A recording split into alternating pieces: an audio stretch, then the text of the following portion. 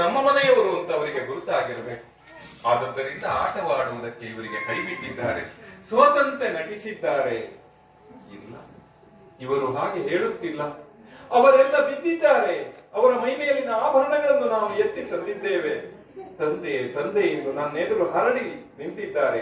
ಆಶ್ರಮದವರಿಗೆ ಬಂಗಾರವನ್ನು ಕಂಡು ಗೊತ್ತಿಲ್ಲ.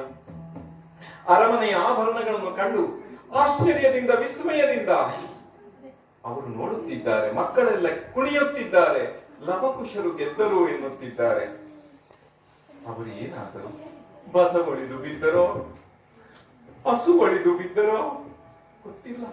ಅಮ್ಮ ನೋಡು ನೋಡು ಎನ್ನುತ್ತಿದ್ದಾರೆ.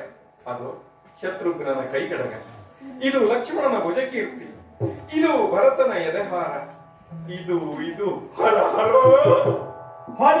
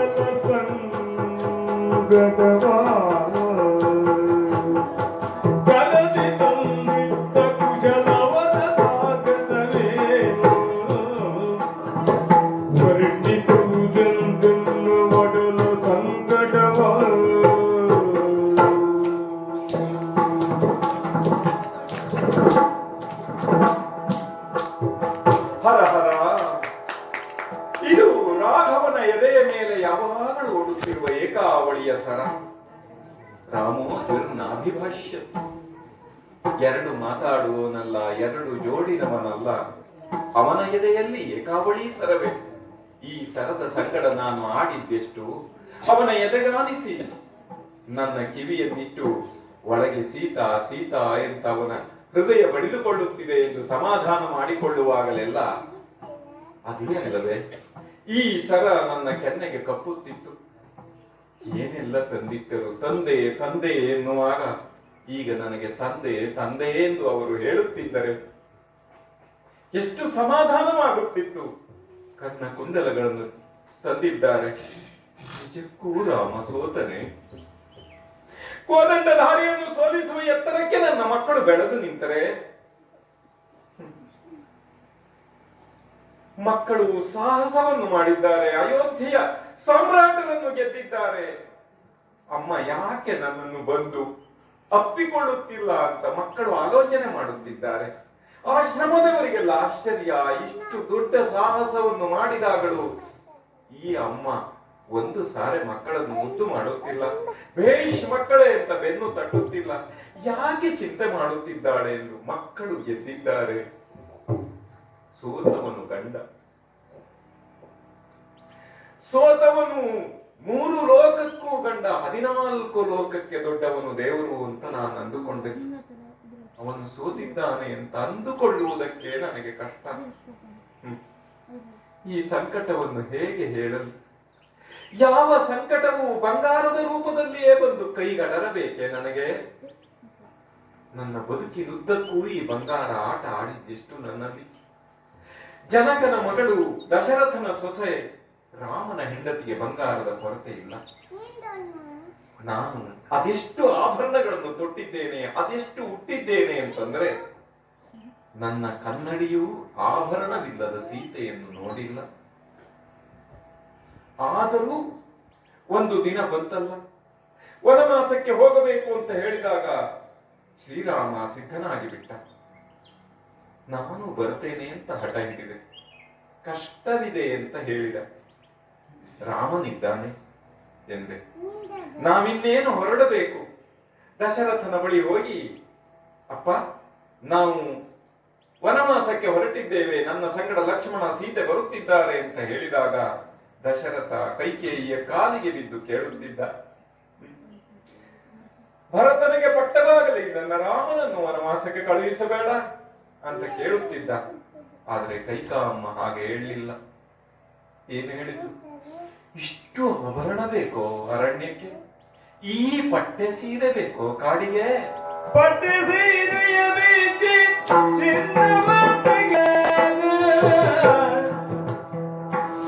ಪಟ್ಟೆ ಸೀರೆಯ ಬೇಕೆ ಚಿನ್ನವ ತೆಗೆದಾಗ ಕೊಟ್ಟವಳು ಕಲಬ ಕಾಣುತ್ತ ಕೊಟ್ಟವಳು ಕಲಬ ಕಾಣುತ್ತ ಸೃಷ್ಟಿ ದೇವಿಯಲಿ ನೋಡೆಂದು ಗಮನಿಸುತ್ತೀ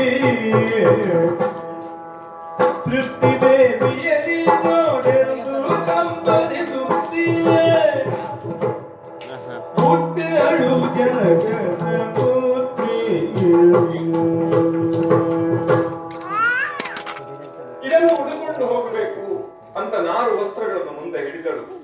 ಈ ಆಭರಣಗಳು ಬೇಡ ಎಂದಳು. ಅಲ್ಲಿಯವರೆಗೆ ನಾನು ಆಭರಣವನ್ನು ತೊಟ್ಟಿದ್ದೇನೆ ಎನ್ನುವುದು ನನಗೆ ಅಲಂಕಾರವಾಗಿತ್ತು. ಬಿಟ್ಟರೆ ಇದನ್ನು ತೆಗೆದಿಡುವಾಗ ನನಗೊಂದು ಕ್ಷಣ ಕಷ್ಟವಾದೀತು ಎಂಬ ಆಲೋಚನೆಯೇ ಇರಲಿಲ್ಲ. ಒಂದೊಂದಾಗಿ ಆಭರಣವನ್ನು ಕಳಚುವಾಗ ನಾನು ತಲೆ ತಗ್ಗಿಸಿದೆ. ನನ್ನ ತಾಯಿ ಭೂಮಿ ಹಿರಣ್ಯಗರ್ಭೆ, ಅಮ್ಮ ನಿನ್ನ ಮಗಳ ಬಂಗಾರವನ್ನು ತೆಗೆಸುತ್ತಿದ್ದಾರೆ ಅಂತ ನಾನು ಅಂದಾಗ ಒಂದು ಹನಿ ಕಣ್ಣೀರಾಗಿ ನನ್ನ ಅಮ್ಮನನ್ನು ತೋಯಿಸಿತು. ಆದರೆ ಅಷ್ಟರಲ್ಲಿಯೇ ರಾಮಲಕ್ಷ್ಮಣರು ನಾರುಡೆಯನ್ನುಟ್ಟು ಮುಂದೆ ಬಂದಿದ್ದರು. ವಿಶ್ವಾಮಿತ್ರ ಋಷಿಗಳ ಸಂಗಡ ಹೋಗಿದ್ದರಿಂದ ಅವರಿಗೆ ಅದು ರೂಢವಾಗಿತ್ತು. ನಾನು ಅಂಥದನ್ನು ಮುಟ್ಟಿಯೂ ನೋಡಿರಲಿಲ್ಲ. ಹೇಗೆ ಉಡುವುದು ಎಂದು ತಿಳಿಯದೆ ನಿಂತಾಗ ಮರೆಗೆ ಕರೆದು ರಾಮನೇ ಉಡಿಸಿದ, ನನಗೆ ತೋರಿಸಿದ ಹೀಗೆ ಉಡಬೇಕು ಅಂತ. ಹಾಗೆ ಪಟ್ಟೆ ಸೀರೆಯನ್ನು ಕಳಚಿ ಬಂಗಾರವನ್ನು ಕೆಳಗಿಟ್ಟು ನಾನು ಹೊರಟೆ. ನನ್ನ ಮಾಮ ದಶರಥ, ರಾಮ ರಾಮ ಒಂದು ತುತ್ತು ಹಾಲನ್ನವನ್ನಾದರೂ ಉಂಟು ಹೋಗು ಮಗನೇ ಅಂತ ನಮ್ಮ ಬೆನ್ನ ಹಿಂದೆ ಬಂದು 10 ಹೆಜ್ಜೆ ನಡೆದು ಬಿದ್ದ. ರಾಮ ತಿರುಗಿಯೂ ನೋಡಲಿಲ್ಲ. ತುತ್ತು ಅನ್ನಕ್ಕಾಗಿಯೂ ತಿರುಗಿ ನೋಡದ ಗಂಡನ ಬೆನ್ನ ಹಿಂದೆ ನಾನಿದ್ದೆ ಚಿನ್ನಕ್ಕಾಗಿ ನೋಡಲೆ. ಹಾಗೆ ನಾವು ಮುಂದುವರೆದೆವು. ಇಡೀ ಅಯೋಧ್ಯೆ ನಮ್ಮ ಹಿಂದೆ ಬರುತ್ತಾ ಇತ್ತು. ಚಿನ್ನದಂಥ ಮಕ್ಕಳನ್ನು ಕಾಡಿಗೆ ಕಳುಹಿಸುತ್ತಿದ್ದಾರೆ ಎಂದು ಓಡಾಡುತ್ತಿದ್ದರು. ಆದರೆ ನಮ್ಮ ಬಂಗಾರದ ಹಾದಿ ಬೇರೆಯಾಗಿತ್ತು. ಒಂದು ಸಂಜೆ ಗಂಗಾ ನದಿಯ ತೀರದಲ್ಲಿ ಗುಹನ ಅವನ ಆಸಕ್ತಿಯಲ್ಲಿ ಆತಿಥ್ಯದಲ್ಲಿ ನಾವು ಕಳೆಯುವಾಗ ಅಕ್ಷರಶಃ ನಾವು ಭೂಮಿ ನಮಗೆ ಹಾಸಿಗೆಯಾಗಿತ್ತು, ಆಕಾಶ ಹೊದಿಕೆಯಾಗಿತ್ತು. ರಾಮ ಕೇಳಿದ್ದು ಒಂದೇ ಮಾತು, ಇಷ್ಟು ಸಾಕಲ್ಲವೇ ಸೀತಾ? ನಾನು ಎಲ್ಲಿ ಮಲಗಿದರೂ ಅದು ಅಮ್ಮನ ಮಡಿಲು, ಭೂಮಿಯ ಮಗಳು. ಆದರೆ ಬೆಳೆದದ್ದು ಅರಮನೆಯಲ್ಲಿ. ಹಾಗೆ ಆ ಗಂಗಾ ನದಿಯನ್ನು ದಾಟಿ ಮುಂದೆ ಹೋಗಬೇಕಿತ್ತು.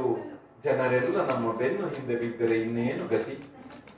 ಬೆಳಗಾಗುವುದರೊಳಗೆ ಗಂಗೆಯನ್ನು ದಾಟಬೇಕು ಎಂದು ಗುಹನಲ್ಲಿ ಕೇಳಿದಾಗ ಅವನು ನಮ್ಮನ್ನು ದಾಟಿಸಿದ. ನಾವು ಮುಂದೆ ಬಂದೆವು.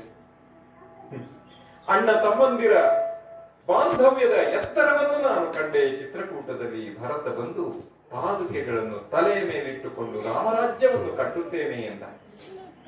ಮುಂದೆ ನಾವು ಒಬ್ಬೊಬ್ಬರೇ ಋಷಿಗಳ ಹತ್ತಿರ ಹೋದೆವು, ಸಂದರ್ಶನ ಮಾಡಿದೆವು.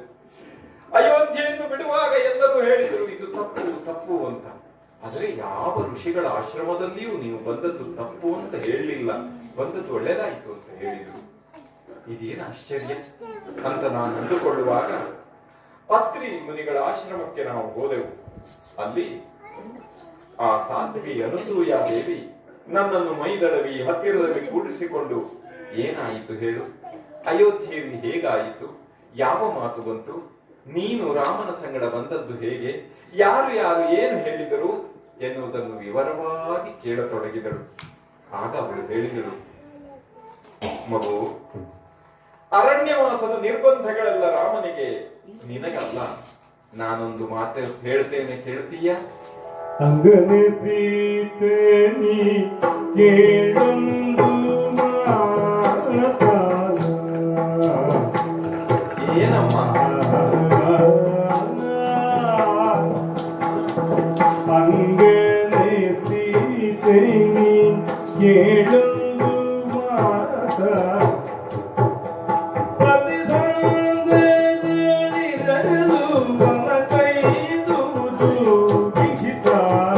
ಹೌದೇ ಅಮ್ಮ?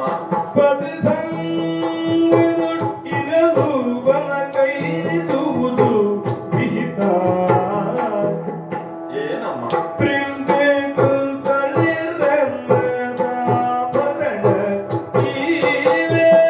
ನನಗೆ ಕುಂತಳೆ ರಣದಾಭರಣ ಇವೆ. ಮತ್ತೆ ರಂಗುವಾಸನ ವಸನ ಹಳಸದ ರಂಗುವಾಸನ ವಸನ ಹಳಸದ ಅಂಗರಾಗವು ಮುನಗಿರಲಿ ಸುಂದರಿಯೇ. ಅಂಗರಾಗದ ಹೂವು ಅಂಗರಾಗವು ನಿನಗಿರಲಿ ಸುಂದರಿಯೇ. ಮಂಗಳವದು ಶ್ರೀರಾಮಂಗೆ ಇರುವುದೇ. ಮಂಗಳವದು ಶ್ರೀರಾಮಂಗೆ ಇರುವುದೇ.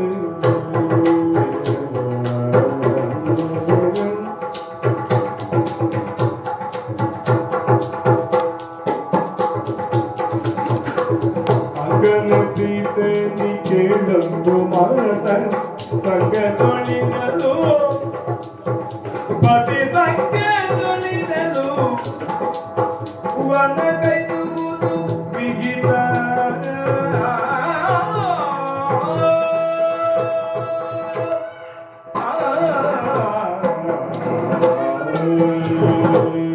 ಆ ಸಾಧ್ವಿ ನನ್ನನ್ನು ಬಳಿಯಲ್ಲಿ ಕೂಡಿಸಿಕೊಂಡು ಮೈದಳವಿ ಮಾತಾಡಿದ ರೀತಿ ಇದೆಯಲ್ಲ, ಎಲ್ಲೋ ನಾನು ಹೇಳಿದೆ. ನನ್ನ ಬಂಗಾರವನ್ನು ತೆಗೆಸಿದರು, ನಾನು ಬಟ್ಟೆಯನ್ನು ಉಡಿಸಿದರು. ವಸಿಷ್ಠರು ಅದಕ್ಕೆ ವಿರೋಧಪಡಿಸಿದರು. ಯಾಕವಳ ಬಂಗಾರ ತೆಗೆಸುತ್ತೀರಿ ಅಂತ ಹೇಳಿದರು. ಒಂದು ಕ್ಷಣದಲ್ಲಂತೂ ರಾಮನ ಆತ್ಮಕ್ಕೆ ಅರ್ಥವಾಗಿರುವವಳವಳು ರಾಮ ವನವಾಸಕ್ಕೆ ಹೋದರೆ ಸೀತೆ ರಾಜ್ಯವನ್ನು ಆಳುತ್ತಾಳೆ ಅಂತ ಒಂದು ಮಾತನ್ನು ಹೇಳಿದರು ಅಂತೆಲ್ಲ ಹೇಳಿದೆ. ಏನನ್ನಿಸಿತು? ಆ ತಾಯಿ ಹೇಳಿದಳು, ಮಗು, ವನವಾಸದ ನಿರ್ಬಂಧಗಳೆಲ್ಲ ರಾಮನಿಗೆ, ನಿನಗಲ್ಲ. ಆದದ್ದರಿಂದ ಇದು ನನ್ನ ಕೈಯಲ್ಲಿ ನನ್ನ ತಪಸ್ಸಿನಿಂದ ಸಿದ್ಧವಾದಂತಹ ಆಭರಣಗಳನ್ನು ನಿನಗೆ ಇಡ್ತಾ ಇದ್ದೇನೆ. ಇದು ಈ ವಸನ ಇದೆಯಲ್ಲ, ಇದೆಂದೂ ಹಳಸುವುದಿಲ್ಲ. ಈ ಹೂವು ಇದೆಯಲ್ಲ, ಇದು ಬಾಡುವುದಿಲ್ಲ. ನೀನು ಸುಂದರವಾಗಿಯೇ ಇದೆಯೇ, ಆದರೆ ನಿನ್ನಂದಕ್ಕೆ ಪೂರಕವಾಗಿ ಈ ಅಂಗರಾಗಗಳೂ ಬೇಕು. ಇದನ್ನೆಲ್ಲ ಉಟ್ಟುಕೋ, ತೊಟ್ಟುಕೋ, ಇದನ್ನು ಬಳಿದುಕೋ, ಚಂದ ಕಾಣುತ್ತೀಯೇ ಅಂತ ಹೇಳಿದರು. ಹಿಂಜರಿದೆ. ರಾಮನಿಗಿಲ್ಲದ ಸೌಭಾಗ್ಯ ನನಗೆ ಅಂತ. ಆದರೆ ಆ ಸಾಧ್ವಿ ಬಿಡಲಿಲ್ಲ. ನನಗೆ ಬಂಗಾರವನ್ನು ತೊಡಿಸಿದಳು, ಬಟ್ಟೆ ಉಡಿಸಿದಳು, ಹೂವನ್ನು ಮುಡಿಸಿದಳು. ನಾನು ಎಲ್ಲಿ ನೋಡಲಿ, ಹೇಗೆ ಕಾಣುತ್ತೇನೆ ಅಂತ ತಂದು ರಾಮನೆದುರು ನಿಲ್ಲಿಸಿದಳು. ರಾಮನ ಕಿರುನಗೆಯೇ ನನಗೆ ಕನ್ನಡಿಗಿಂತ ದೊಡ್ಡದಾಗಿತ್ತು. ರಾಮನು ಒಪ್ಪಿದನಲ್ಲ ಎನ್ನುವುದು. ಆ ಸಾಧ್ವಿ ಹೇಳಿದಳು, ಹೆಂಡತಿ ಚೆನ್ನಾಗಿದ್ದರೆ ಗಂಡನಿಗೆ ಭೂಷಣ, ನೀನು ಉಟ್ಟು ತೊಟ್ಟು ಚಂದವಾಗಿದ್ದರೆ ಅದು ಶ್ರೀರಾಮಂಗೆ ಭೂಷಣ ಮಗುವೆ ಅಂತ. ಅಂತೆಯೇ ದಾಂಪತ್ಯದ ಅದೆಷ್ಟೋ ರಹಸ್ಯಗಳನ್ನು ನನ್ನಲ್ಲಿ ಹೇಳಿದಳು. ಹೇಗೆ ಬದುಕಬೇಕು ಅಂತ ಹೇಳಿದಳು. ನನಗೆ ತಾಯಿಯರಿಗೆ ಎಷ್ಟು ಜನ, ನನ್ನನ್ನು ಪಡೆದ ತಾಯಿ ಕೌಸಲ್ಯೆ ತಾಯಿಯೇ ಆಗಿದ್ದಳು. ಅತ್ತೆ ಕೂಡ, ಇವಳು ಕೂಡ ತಪಸ್ವಿ ತಾಯಿಯಾಗಿದ್ದಳು. ಮಗು, ಕಾಡಿನಲ್ಲಿ ಎಚ್ಚರಿಕೆ, ನಮ್ಮೆದುರಿನಲ್ಲಿ ಅದೆಷ್ಟು ಆಕರ್ಷಣೆಗಳನ್ನು ಇಡುತ್ತಾರೆ, ಮೋಸ ಹೋಗಬೇಡ ಮಗು ಅಂತ ಅದೆಷ್ಟು ಎಚ್ಚರಿಸಿದಳು. ಸಾವಿರ ವಿಧಾನಗಳಿವೆ ಅಂತ ಹೇಳಿದಳು. ಅವಳ ಅನುಭವವನ್ನು ಹೇಳಿದಳು. ತ್ರಿಮೂರ್ತಿಗಳು ಬಂದಿದ್ದರಂತೆ. ನನಗೆ ನಿನ್ನ ಹುಟ್ಟುಡುಗೆಯಲ್ಲಿ ನಮಗೆ ಅನ್ನಪಾನಗಳನ್ನು ನೀಡುವಂತ ಕೇಳಿದರಂತೆ. ಅತ್ರಿ ಮಹರ್ಷಿಗಳ ತೀರ್ಥವನ್ನು ತ್ರಿಮೂರ್ತಿಗಳ ಮೇಲೆ ಎಸೆದಾಗ 3 ಶಿಶುಗಳಾದರಂತೆ. ಆ ಶಿಶುಗಳಿಗೆ ಅವರು ಬಯಸಿದಂತೆಯೇ ಅನ್ನಪಾನಗಳನ್ನು ನೀಡಿದ ಶ್ರೇಷ್ಠ ಪತ್ನಿ ಅವಳು. ಆ ಸತಿ ಅವರ ಹೆಂಡಂದಿರಲ್ಲ ಇವಳನ್ನು ಹುಡುಕಿಕೊಂಡು ಬಂದು ಕಾಲಿಗೆ ಬಿದ್ದು ಕೇಳಿಕೊಂಡರಂತೆ, ನಮ್ಮ ಗಂಡಂದಿರನ್ನು ಕಳಿಸಿಕೊಡು ಎಂದು. ಅವಳು ಹೇಳಿದ ಮಾತು ಎಷ್ಟು ಚಂದ ಮಗು. ಹೆಣ್ಣಿನ ಬತ್ತಲೆಯಲ್ಲಿ ಎಲ್ಲರಿಗೂ ಆಸಕ್ತಿ. ದೊಡ್ಡವರು ಮಾಡಿದರೆ ಪರೀಕ್ಷೆ ಅಂತ ಹೇಳುತ್ತಾರೆ, ಸಣ್ಣವರದ್ದಾದರೆ ನಿರೀಕ್ಷೆ ಅಂತ ಹೇಳುತ್ತಾರೆ. ಎಚ್ಚರಿಕೆ ಮಗು ಅಂತ ಹೇಳಿದಳು. ಹಾಗೆ ಆಭರಣಗಳನ್ನು ತೊಟ್ಟ ಮೇಲೆ ರಾಮನೊಂದಿಗಿರುವಾಗ ನನ್ನ ತಲೆಯಲ್ಲೆಲ್ಲೋ ಮತ್ತೆ ಮತ್ತೆ ಬಂಗಾರ ನುಡಿಯ ಹತ್ತಿ. ಬಂಗಾರದಿಂದ ನಾನು ಚಂದ ಕಾಣುತ್ತೇನೆ ಅಂತ ಒಂದು ಸಾರಿ ಅನ್ನಿಸಿತಲ್ಲ, ಅದು ಅನುಸೂಯೆ ಹೇಳಿದ ಮಾತು. ಅಸೂಯೆಯಿಂದ ಅಲ್ಲ, ಅನಸೂಯೆಯ ಮಾತು. ಹಾಗೆ ಮುಂಜಾನೆ ಬೆಳಗಾದರೆ ಬಾಲಭಾಸ್ಕರ ಮೇಲೆ ಬರುತ್ತಿದ್ದಾಗ ಬಾನೆಲ್ಲ ಬಂಗಾರವಾಗಿ ಕಾಣುತ್ತದೆ. ಅವನು ಕೆಳಗಿಳಿಯುವಾಗ ಗೋದಾವರಿಯ ನೀರೆಲ್ಲ ಬಂಗಾರದಂತೆ ಹರಿಯುವಂತೆ ಕಾಣುತ್ತದೆ. ಹೊಸ ಚಿಗುರಿನ ಮೇಲೆ ಬೆಳಕು ಬಿದ್ದಾಗ ಅದು ಬಂಗಾರವೇ ನಗುತ್ತಿದೆ ಅಂತ ಅನ್ನಿಸುತ್ತದೆ. ಹೀಗೆ ಬದುಕು ಬಂಗಾರವಾಯಿತು ವನವಾಸದಲ್ಲಿ ಅಂತ ಅಂದುಕೊಂಡಿದ್ದೆ.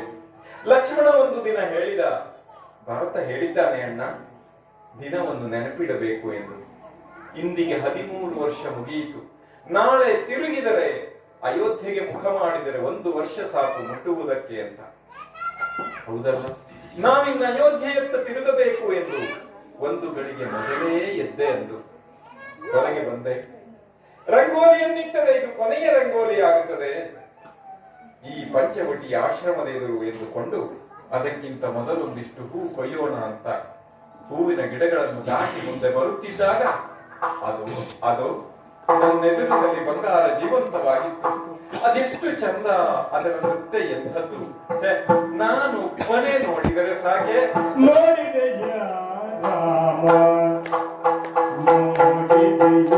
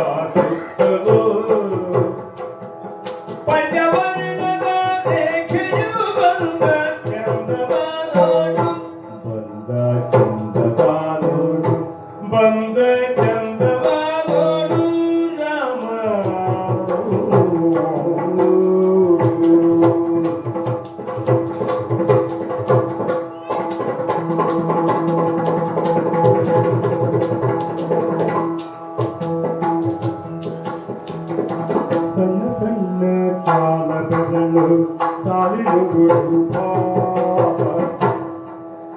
ಸಣ್ಣ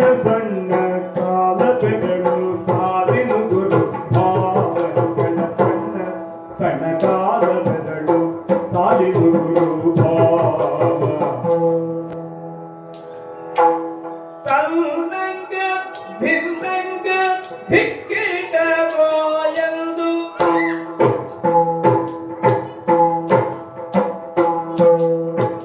ತನ್ನಂಗ ಭಿನ್ನಂಗ ದಿಕ್ಕಿಟತೋ ಎಂದು ಕುಣಿವ ಬಿಗವ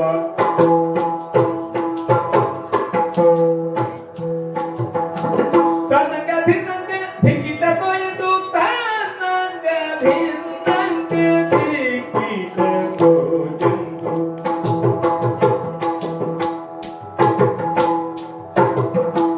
ತನ್ನಂಗ ಭಿನ್ನಂಗ ದಿಕ್ಕಿಟತೋ ಎಂದು ನೋಡಿದೆಯ ರಾಮ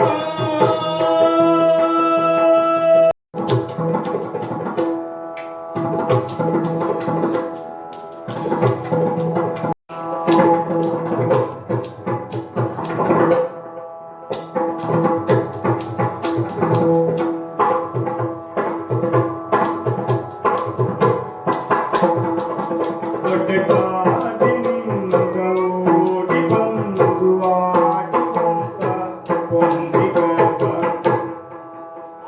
ಸಣ್ಣ ಸಣ್ಣ ತಾಳಗಳು ದಾರಿದೂರು ಭಾವಗಳ ತನ್ನಂಗ ಭಿನ್ನಂಗ ಭಿಕ್ಕಿಟವೋ ಎಂದು ಕುಣಿವ ಬಿಗವಳು ನೋಡಿದೆಯ ರಾಮ ನೋಡಿದೆಯ ರಾಮ ನೋಡಿದೆಯ ರಾಮ ನೋಡಿದೆಯ ರಾಮ ನೋಡಿದೆಯ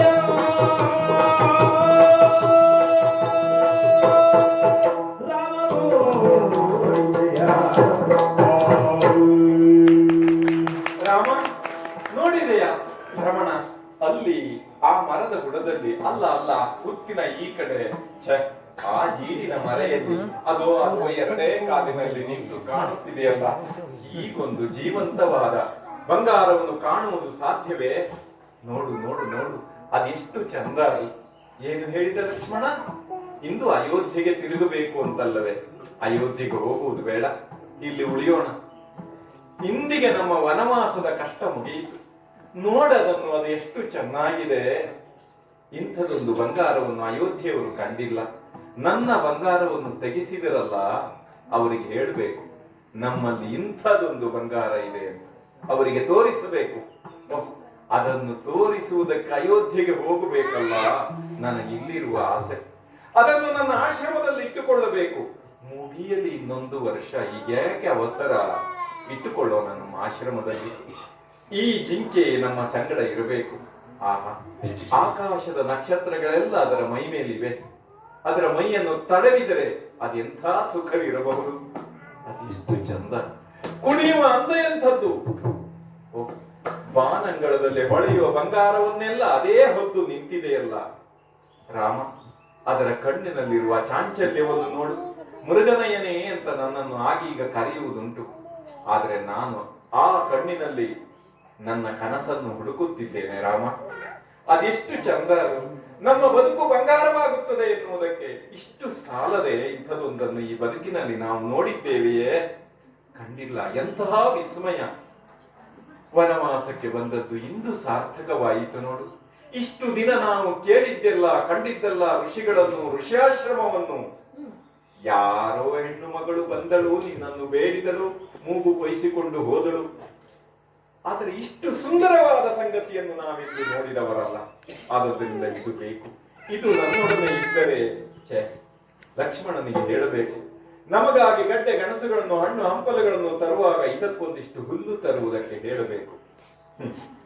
ಸೀತೆಯೊಬ್ಬಳನ್ನೇ ಬಿಟ್ಟು ಹೊರಗೆ ಹೋಗುವುದು ಹೇಗೆ ಅಂತ ನೀವು ಅಣ್ಣ ತಮ್ಮಂದಿರು ವಿಚಾರ ಮಾಡ್ತೀರಲ್ಲ, ಇನ್ನು ಬಿಟ್ಟು ಬಿಡಿ ಆ ಚಿಂತೆಯನ್ನು. ನನಗೆ ಈ ಮೃಗ ಇದೆಯಲ್ಲ, ಇದರ ಜೊತೆ ಇರುತ್ತೇನೆ. ಹಗಲು ರಾತ್ರಿ ಕುಣಿಸಿಕೊಂಡಿರಬಹುದಾದಂತಹ ಸೌಂದರ್ಯ ಅದರದ್ದು. ಅದು ನನ್ನ ಬಳಿ ಇದ್ದರೆ ನಾನೇ ಹಗಲನ್ನೂ ರಾತ್ರಿಯನ್ನೂ ಕುಣಿಸಿಯೇನು. ಯಾಕೆ ಚಿಂತೆ? ಇದನ್ನು ಹೊರಗೆ ಇಟ್ಟರೆ ಹುಲಿ ಹಿಡಿದರೆ ಬೇಡ, ನಮ್ಮೊಡನೆಯೇ ಇರಲಿ. ನಮ್ಮ ಆಶ್ರಮದ ಒಳಗೆ ಇಂತಹ ಸುಂದರವಾದ ಜಿಂಕೆಯನ್ನು ಮಲಗಿಸಿಕೊಂಡರೆ ಏನು ತಪ್ಪು? ಆದುದರಿಂದ ಅದು ಇಂದಿನಿಂದ ನಮ್ಮ ಮನೆಯ ಸದಸ್ಯ. ಲಕ್ಷ್ಮಣನಿಗೆ ಹೇಳಬೇಕು, ನಾವು ಮೂವರಲ್ಲ 4 ಅಂತ ಹೇಳಬೇಕು. ಎಷ್ಟು ಚಂದ ಇದೆ ಅದು. ಅದು ಓಡಿ ಹೋಗುವ ಮೊದಲು ಅದನ್ನು ನಾನಿಷ್ಟು ಮಾತಾಡ್ತಾ ಇದ್ದೇನೆ, ಒಂದೂ ಮಾತಾಡದೆ ನಿಂತಿದ್ದೀಯಲ್ಲ ನೀನು. ನಾನು ಹೇಳಿದಲ್ಲಿ ನೋಡಿದೆಯಾ? ನನ್ನನ್ನಲ್ಲ ನೋಡುವುದಕ್ಕೆ ಹೇಳಿದ್ದು, ಮೃಗವನ್ನು ಅದು ಓಡಿ ಹೋಗುವ ಮೊದಲು ಹಿಡಿದು ತರಬೇಕು. ಏನು? ಸರಸಿ ಜಾಂಬಕ್ಕಿನಿಂದ ಮರಳು ಮಾಡಲು ಬಂದ ದುರುಳರ ಕಪಟವಿದು. ಈ ಸುಳ್ಳೆಲ್ಲ ನಾನು ಒಪ್ಪುತ್ತೇನ? ಯಾವ ಕಪಟ ನಡೆದಿತ್ತು ರಾಮನೆದುರು? ನಿಂತ ನಿಲುವಿನಲ್ಲಿ 14,000 ರಕ್ಕಸರನ್ನು ಕೊಂದ ಮೇಲೆ ಯಾವ ರಕ್ಕಸ ಮಾಯ ರಾಮನೆದುರು ಬರುವ ಧೈರ್ಯ ಮಾಡಿತು? ಹಗಲಿನಲ್ಲಿಯೇ ಬೆಳದಂಗಳನ್ನು ಬೀರಿದರಲ್ಲ ಶೂರ್ಪನಖಿಯೇ, ಬದುಕಿದಳು. ಅವಳ ಮೂಗು ಹೋಯಿತು. ಯಾರು ಧೈರ್ಯ ಮಾಡುವುದಿಲ್ಲ ಹೀಗೆ ರಾಮನೆದುರು ಮಾಯೆಯನ್ನು ತೋರುವುದಕ್ಕೆ. ಓಹ್, ಇದು ನನಗೆ ಬೇಕು, ಬೇಕೇ ಬೇಕು. ಎಷ್ಟು ಅಂದ್ರೆ, ನಿನಗೆ ನಾನು ಬೇಕು ಅಂತಾದರೆ ನನಗದು ಬೇಕು. ಅಷ್ಟಾದರೆ ಮಾತ್ರ ಒಪ್ಪುತ್ತೇನೆ ನಾನು ಇದನ್ನು. ನಿಮ್ಗೆ ಯಾಕೆ ಇಷ್ಟು ಸಂಕಟ? ನಾನು ಯಾವತ್ತೂ ಏನನ್ನೂ ಕೇಳಿದವಳಲ್ಲ. ಇಂಥದೊಂದು ಬೇಕು ಅಂತ ಹೇಳಿದನು. ವನವಾಸ ಕಷ್ಟ, ಕಲ್ಲಿರುತ್ತದೆ, ಮುಳ್ಳಿರುತ್ತದೆ ಅಂತ ಎಷ್ಟು ಹೆದರಿಸಿದೆ ನೀನು. ಆದರೂ ನಿನ್ನ ಸಂಗಡ ಬಂದೆ. ಈ ವನವಾಸದಲ್ಲಿ ಇಂಥದ್ದೊಂದು ಅಪೂರ್ವವಾದದ್ದು ಬಂಗಾರದ ಜಿಂಕೆ ಸಿಗುತ್ತದೆ ಅಂತ ಯಾರು ಹೇಳಿದ್ದರೋ? ಇಲ್ಲ, ಇದು ನಮಗೆ ಕಂಡಿದೆ, ಇದು ಬೇಕು ನನಗೆ. ನಿನ್ನ ಹತ್ತಿರವೂ ಆಗುವುದಿಲ್ಲ ಅಂತ ಆದ್ರೆ ಆ ಜಿಂಕೆಯನ್ನು ಹಿಡಿಯೋರು ಯಾರಿದ್ದಾರೆ ಹೇಳು? ಇಂಥದೊಂದು ನಿರ್ಮಿಸುವುದಕ್ಕೆ 10 ತಲೆ ಬೇಕು ರಾಮ. ಹಾಗೆ ಆದೀತು. ಯಾವ ಬಂಗಾರದ ಊರಿನಿಂದ ಓಡಿ ಬಂತೋ ನನಗೆ ಗೊತ್ತಿಲ್ಲ. ಆದರೆ ಅದು ಈಗ ನಮ್ಮ ಎದುರಿನಲ್ಲಿ ಬಂದಿದೆ. ಈಗಿನಿಂದ ಇದು ನಮ್ಮದು, ನನಗೆ ಬೇಕು. ಇದು ಆಕರ್ಷಣೆ ಅಂತ ಹೇಳ್ತಾ ಇದೆಯಲ್ವೇ? ಯಾವ ಆಕರ್ಷಣೆಗೆ ಯಾರು ಮೂಲ ರಾಮ? ನೀನಲ್ಲವೋ? ಪಂಚಬಾಣನ ಪಿತನ ಕೇಳು, ಹಸು ವಂಚಿಸುವ ಮಿಗ ಮಡಿದುದಾದರೆ. ಪಂಚಬಾಣನ ಪಿತನ ಕೇಳಸು ವಂಚಿಸುವ ಮಿಗ ಮಡಿದುದಾದರೆ. ಕಂಚುಕವ ರಚಿಸುವನು, ಕಂಚುಕವ ರಚಿಸುವೆನು, ಚರ್ಮವ ತೆಗೆದು ಪ್ರೀತಿಯರೇ.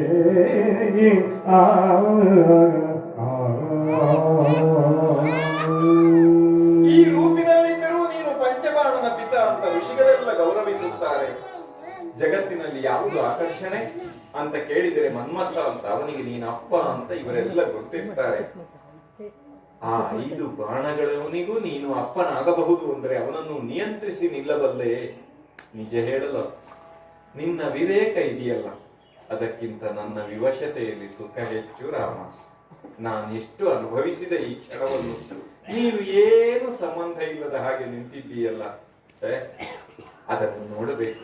ಒಂದು ಹೂವಾದರೆ, ಒಂದು ಮೊಗ್ಗಾದರೆ ಹೆಣ್ಣು ಅನುಭವಿಸಿದಷ್ಟು ಗಂಡು ಆನಂದಿಸುವುದಿಲ್ಲ, ಗೊತ್ತು ನನಗೆ.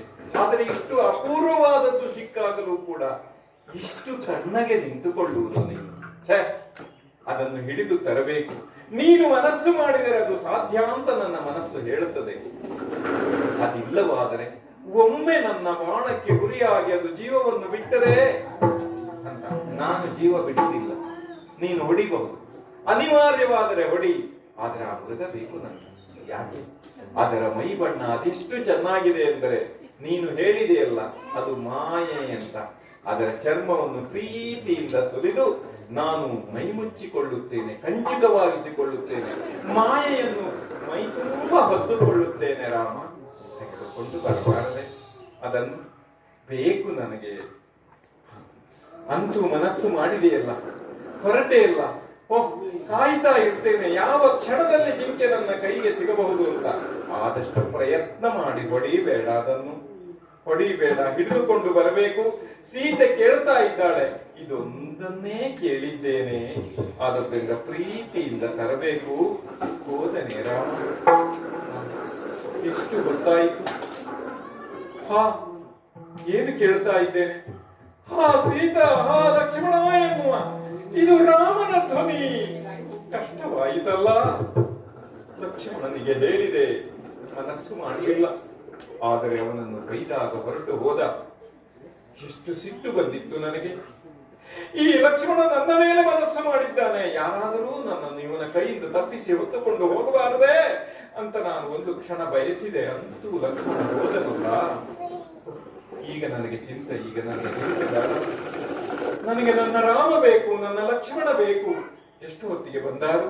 ಅದು ಯಾರದೋ ಹೆಜ್ಜೆಯ ಶಬ್ದ ಕೇಳ್ತಾ ಇದೆ, ಪಾದದ ಶಬ್ದ ಅಲ್ಲವೇ? ಬಂದನೆ ರಾಮ? ಇಲ್ಲ, ಯಾರು ಹಸಿವೆಯಾಗಿದೆ ಎನ್ನುವ ಋಷಿ ಬಂದಿದ್ದಾನೆ. ಅವನನ್ನು ಆಧರಿಸಬೇಕೆ? ಏನು ಮಾಡುವ? ನಾನು ಲಕ್ಷ್ಮಣನ ಸಂಗಡ ಹೋಗಬಹುದಿತ್ತು, ಆದರೆ ನನಗೆ ವನವೇ ಆಗಲಿ. ಒಂದು ಆಶ್ರಮ ಅಂತ ಕಟ್ಟಿಕೊಂಡರೆ ಗೃಹಸ್ಥರಿರುವಲ್ಲಿ ಯಾವ ಕ್ಷಣದಲ್ಲಿಯೂ ಭವತಿ ಭಿಕ್ಷಾಂತೇಹಿ ಅಂತ ಜನ ಬರಬಹುದು. ಅವರಿಗಾಗಿ ಭಿಕ್ಷೆಯನ್ನು ನೀಡುವುದಕ್ಕೆ ಗೃಹಿಣಿ ಮನೆಯಲ್ಲಿ ಇರಬೇಕು ಎನ್ನುವ ನಿಬಂಧನೆಯಿಂದಾಗಿ ನಾನು ನಿಂತಿದ್ದೇನೆ. ಅದಿಲ್ಲವಾದರೆ ಲಕ್ಷ್ಮಣನ ಸಂಗಡ ಹೋಗುತ್ತಿದ್ದೇನಲ್ಲ ನಾನು. ಯಾರು ಬಂದ ಶಬ್ದ? ಅವನು ಕೇಳುತ್ತಿದ್ದಾನೆ, ನನಗೆ ಭಿಕ್ಷೆಯನ್ನು ಕೊಡಿ ಎಂದು. ಕೊಡದೇ ಇದ್ದರೆ ಶಾಪ ಹಾಕ್ತಾನಂತೆ. ಹಸಿವೆಯಾಯಿತು ಎಂದ ಕ್ಷಣದಲ್ಲಿ ನಾನು ತಾಯಿಯಾಗಿಬಿಟ್ಟೆ. ಇಲ್ಲಿಯವರೆಗೂ ಬಂಗಾರ ಬಯಸಿದ ಹೆಣ್ಣಾಗಿದ್ದೆ. ಯಾರಿಗೋ ಹಸಿವೆಯಾಯಿತು ಎಂದು ತಕ್ಷಣ ನನಗೆ ಬಂಗಾರ ಕಳೆದು ಹೋಯಿತು ನನ್ನ ಮನಸ್ಸಿನಿಂದ. ಹಾಗೂ ಕೊಡುವುದಕ್ಕೆ ಏನುಂಟು? ಕೊಡದಿದ್ದರೆ ಶಾಪ ಕೊಡ್ತೇನೆ, ಇಡೀ ರಘುವಂಶವನ್ನು ಸುಟ್ಟರುತ್ತೇನೆ ಅಂತ ಹೇಳ್ತಾ ಇದ್ದಾನಲ್ಲ. ಆದ್ದರಿಂದ ಅದು ಅದು ಅದು ನಾನು ಕೊಡ್ತೇನೆ. ನಾನು ಸಿಕ್ಕಿಬಿದ್ದೆ. ರಾಮ ರಾಮ ರಾಮ. ಹೆಣ್ಣು ಜನ್ಮಕ್ಕೆ ಈ ಕಷ್ಟ. ಹೆಣ್ಣಿನೆದುರು ಬಂಗಾರವನ್ನಿಟ್ಟರಲ್ಲ, ಗಂಡಿನೆದುರು ಹೆಣ್ಣನ್ನೇ ಇಟ್ಟಿದ್ದರು. ಆದರೆ ರಾಮ ಮೂಡಿಸಿದ್ದ. ಆದರೆ ಬಂಗಾರವನ್ನು ನನ್ನೆದುರಿಟ್ಟಾಗ ನಾನು ಮನಸ್ಸೊತ್ತೆ ನನ್ನನ್ನು ಹಾರಿಸಿಕೊಂಡು ಹೋಗುತ್ತಿದ್ದಾನೆ ಈ ರಾವಣ. ರಾಮ ರಾಮ ರಾಮ. ಒಂದು ಕ್ಷಣ ಜಿಂಕೆಯನ್ನು ಬಯಸಿದೆ, ಈಗ ಲಂಕೆಯಲ್ಲಿದ್ದೇನೆ ನಾನು. ಬಂದುಳಿದರೆ ಕ್ಷೇಮ ಉಂಟೆ? ಈ ರಾಕ್ಷಸ ನನ್ನನ್ನು ಕಾಡುತ್ತಿದ್ದಾನೆ. ಹಗಲಿನಲ್ಲಿ ಜಗತ್ತು ಕಾಣುತ್ತದೆ ರಾಮ ರಾಮ ಎಂದು ಹಲುಬಿದರೆ ರಾತ್ರಿಯೂ ಕಣ್ಣು ಮುಚ್ಚುವುದಕ್ಕೆ ಅವಕಾಶ ಕೊಡುವುದಿಲ್ಲ. ಇವ ಬಂದಿದ್ದಾನೆ. ಅವನು ಕಾಡುವ ರೀತಿ ಹೇಗುಂಟು? ಕನಕಲಂಕೆ ಗದಿತ ನಾನು ನಿನಗೆ ಸೋದನೆ. ಕನಕಲಂಕೆ ಗದಿತ ನಾನು ನಿನಗೆ ಸೋದಿಗೆ, ನಿನಗೆ ಸೋದಿಗೆ. ವನಜೆ ಮುಖಿ ಸುಗತಿ ಬಾಳು ಎಲ್ಲ ನಿನ್ನದೆ. ವನಜ ಮುಖಿ ಸುಗತಿ ಬಾಳು ಎಲ್ಲ ನಿನ್ನದೆ.